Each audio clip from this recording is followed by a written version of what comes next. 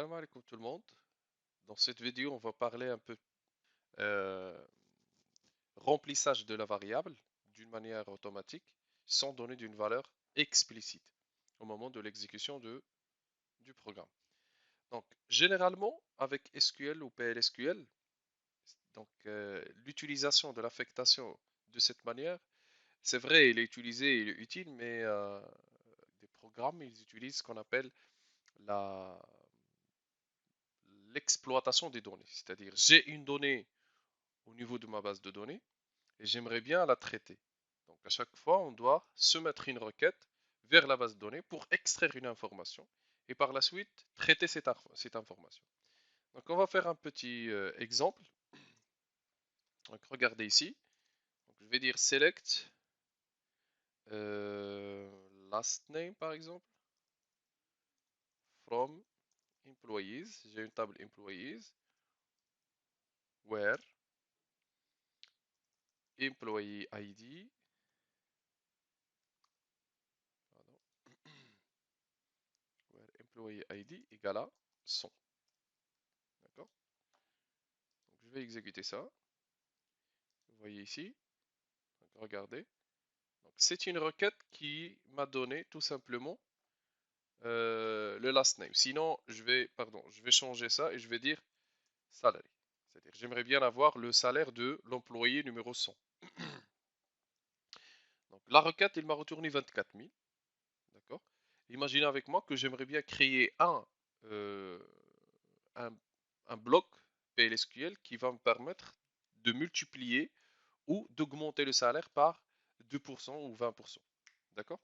Donc, comment je peux faire ça? Donc, tout d'abord, je dois extraire la donnée et par la suite, travailler sur cette donnée. Donc, si le salaire il dépasse quelque chose ou faire des conditions, donc j'utilise le PLSQL. Utiliser le PLSQL, ça veut dire fortement, je vais stocker ce résultat au niveau d'une variable. Donc, c'est la même chose que je vais faire ici. Donc, je vais déclarer une variable. Donc, vu qu'on connaît tous exactement la structure de la table, donc, on va dire V salary, il est de type number, d'accord? Et je vais dire explicitement c'est 3, d'accord? Exprès, je vais dire que la taille de V salary c'est 3, ok?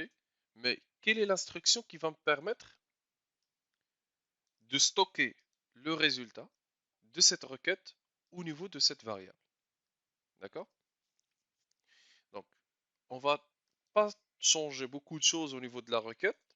On va garder la requête avec l'instruction select from et le where. Et on va ajouter tout simplement une nouvelle instruction nommée into et après vSalary. D'accord? Pour être sûr, donc je vais afficher le résultat stocké au niveau de ma variable, donc vSalary.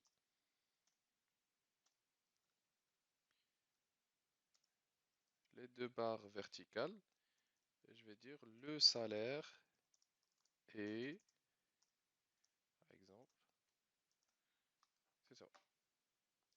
Pour être sûr que mon bloc est bien exécuté. D'accord. Donc regardez ici. Il y a une erreur. D'accord? Regardez. Erreur numérique ou erreur sur une valeur. Précision de number trop élevée à la ligne 5. Donc si je mets ces boutons droit, activer euh, les numéros des lignes, vous regardez que le champ salarié, on ne peut pas le stocker au niveau de la variable vSalary. Donc la solution, la première solution, c'est vraiment dire voilà, donc je supporte 10 chiffres au niveau de ma variable et le bloc il va se terminer correctement. D'accord? Donc le salaire est bien stocké. Par contre, on va pas se casser la tête à chaque fois et dire quel est le type de ce champ ou de cette valeur. Donc c'est pour ça, on va tirer profit de l'instruction %type et dire moi je vais déclarer une variable vSalary du type employees.salary. C'est-à-dire, je déclare une variable vSalary qu'il y aura quoi? Il aura le type du champ salary de la table employé. Donc, il faut toujours préciser le nom de la table, d'accord? La dernière vidéo, on a déclaré une variable du même type qu'une autre variable, mais cette fois-ci, on aimerait bien déclarer une variable du même type qu'un champ stocké au niveau de la table. D'accord? Dans cet exemple, on va déclarer vSalary, pardon, qui a le même type du champ salary au niveau de la table employees. Et là, je dois préciser pour son type. D'accord? Donc, je vais tout fermer encore une fois pour s'assurer qu'il n'y a pas de problème au niveau de mon bloc. Et voilà, 24 000. Donc, sans avoir beaucoup de travail pour chercher quel est le type du champ salary et déclarer la variable du même type, donc je vais tout simplement dire, je fais référence. D'accord? Donc on peut même garder cette phrase et dire, moi je fais référence au type de données du champ salary au niveau de la table employees. Vu que je sais très bien que après la sélection, j'aimerais bien stocker cette information ici. D'accord? On va faire la même chose avec Venom et dire que Venom est de type employees.firstName. D'accord? Pour son type.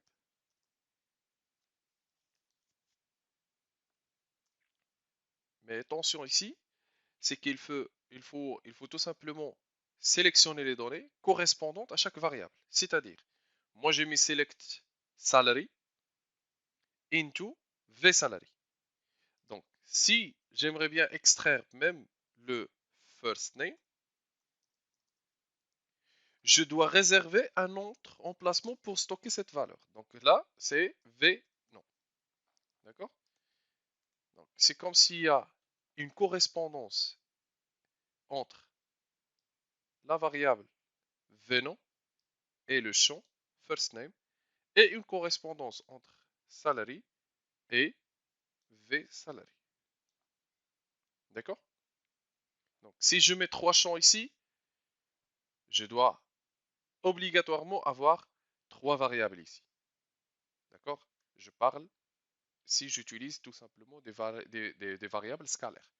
Mais si, donc, dans les prochaines vidéos, je vais vous expliquer les autres types, c'est pas les types, mais je vais dire les catégories et la structure de la variable, ça c'est autre chose. Mais pour le moment, en utilisant les variables du type scalaire ou de la catégorie scalaire, c'est-à-dire ils permettent de stocker une et une seule valeur, à ce moment-là, il faut respecter que chaque champ, il va être stocké dans une variable.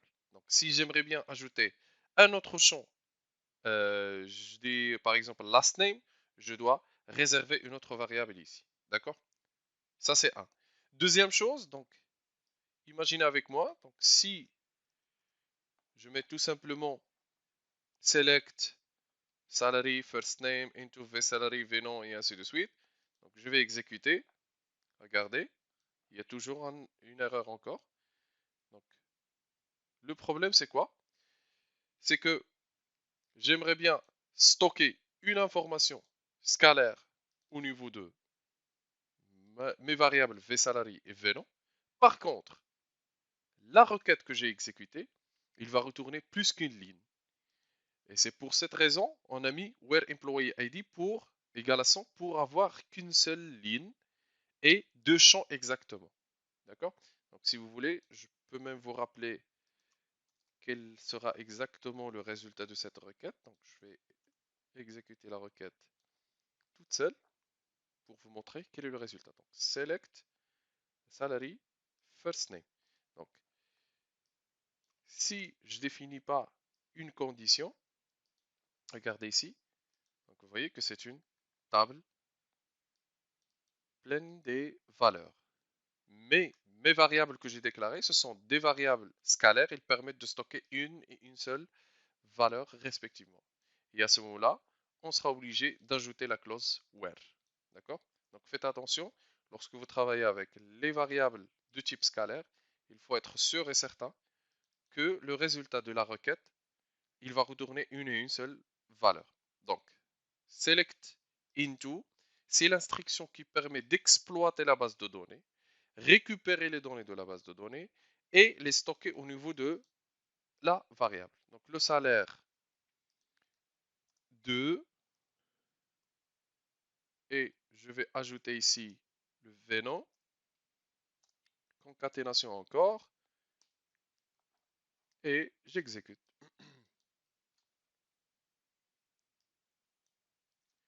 Donc le salaire de Steven, pardon, j'ai pas mis d'espace, est de 24 000 dirhams. D'accord? Ou 24 000 dollars. Je peux même faire des calculs, c'est-à-dire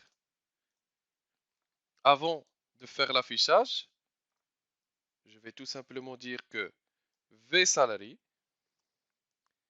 est égal à quoi? Est égal à V salary fois 1,02. D'accord? Remarquez très bien qu'il nous a donné 24 000, mais j'aimerais bien faire une modification du salaire. Et notez bien, la modification que j'ai mis ici, ce n'est qu'une modification au moment de l'exécution de ce bloc. Et il va affecter tout simplement la variable vSalary et non pas la table employees. D'accord? Alors, parce que la modification des tables, il se fait euh, uniquement en exécutant la requête update. Donc, je vais exécuter encore mon bloc et regarder. Donc voilà, au niveau de la table, au niveau de la base de données, le salaire reste toujours 24 000. Par contre, au niveau de mon bloc, j'ai modifié la variable en mettant un calcul de 2% pour l'augmentation du salaire. D'accord? Et ça me donne 24 480. OK? Donc, récapitulons un peu. Donc, si vous voulez déclarer une variable du même type qu'un champ, donc vous utilisez le %type tout en précisant le nom de la table, point, le nom du champ. D'accord?